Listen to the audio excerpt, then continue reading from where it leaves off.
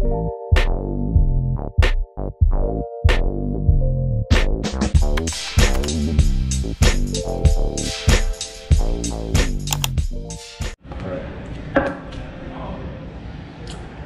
we are, Gooners in Vancouver. Myself, Stan, with my man Mike, and this is our post-match reaction for what I actually thought was a very thrilling 2-2 draw. Chelsea 2, Arsenal 2. What a game! What a game! I mean, if you was the neutral watching that, and you tuned into that game and watched it through its entirety. Well, I've already had neutral friends commenting. You was going home at half-time.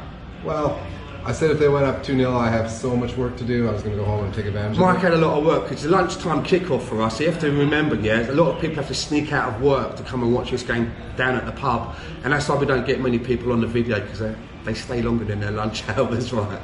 And then they go back to work. And you was gonna go off yourself, wasn't you? And well, I said to you, hold on for a little bit. I think we're gonna maybe something might happen. When did they get the goal? Around 20 minutes in? 17 minutes in? Yeah. So I was like, man, this is bad. They're going to get another couple in. It's going to be 3-0 at the half. I'm not going to suffer through another game like this. But let's look at it in halves, right? Because they really shored up defensively, played a little bit more disciplined, and got to the half at 1-0, I was like, I'm ready to give up on it. Let's look at this in halves though, right, Mike? That first half, when it got to half time, right, what was it I said to you? We're the architects of our own demise. It's nothing new. That's been our you know, there's seasons and seasons of that. It's like we literally get a shotgun out and just go, you know what, and just shoot ourselves in one of our legs. Because again, he's given a chance in the team, and Mustafi again, a vital mistake, which kind of left David Luiz with, it was a no man's land really, to hustle that guy off the ball. Mm-hmm. And now a red card for David Luiz, and we go down to 10 men. Do you think they can appeal that and be successful with an appeal? Abraham did go down like a freaking rag. I don't know about these appeals, you know. About, you know, when you... Tottenham appeals and wins. Other teams appeal and win. Yeah, but Sonny writes the letter, doesn't he? Has a little bit of a cry. But anyway, but look, we're down at 10 men.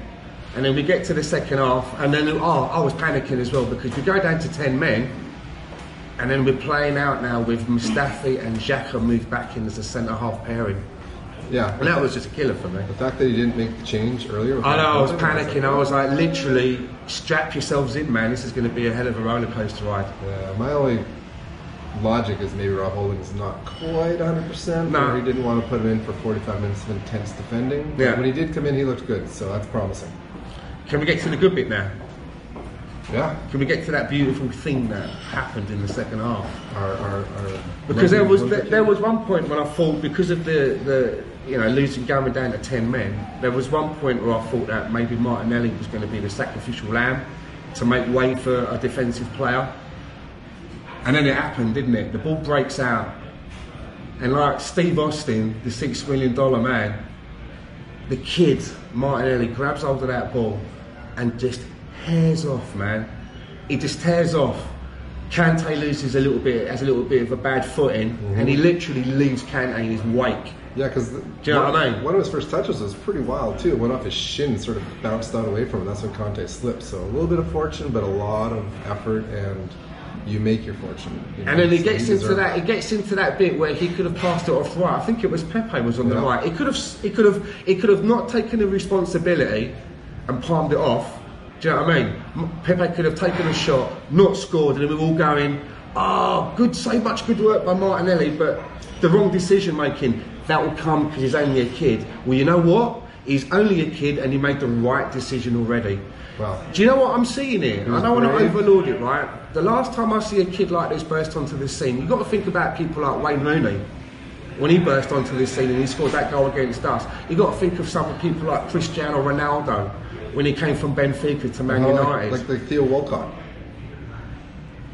Yeah, but you know, that was more of a little bit of a wreck. But I'm saying that what you're actually seeing, what's actually unfolding in front of you. You know, I mean, every time I see Martinelli do something good, I always think to myself, wow. And then, you know what? He goes and does it again. He goes and surpasses it. He's done it in every competition. Yeah, he hasn't. He's done it, and he's not done it, and he's done it against Chelsea. I mean, well, so what in all competitions his goal tally must be upwards of what Aubameyang has. Listen, can I just listen? I'm really buzzing about Gabriel Martinelli. For me, right, this has been the highlight of our season for me. Yeah. That goal today was for me, it's the highlight of this season. And we've had such a shit season, right? We've had that first half under Unai Emery, and then we went with Freddie. Now we're going through this transition. All right. That today, I'm buzzing. Really am buzzing. Segue into talking about Emery. Difference 10 games ago with Emery in this situation compared to now. Yeah. Heads hanging down, feeling sorry for themselves. Yeah. Can't wait to get to the steam room and get in the shower and drive home in our expensive cars. This game, they were like, fuck this, let's win this, let's get one back.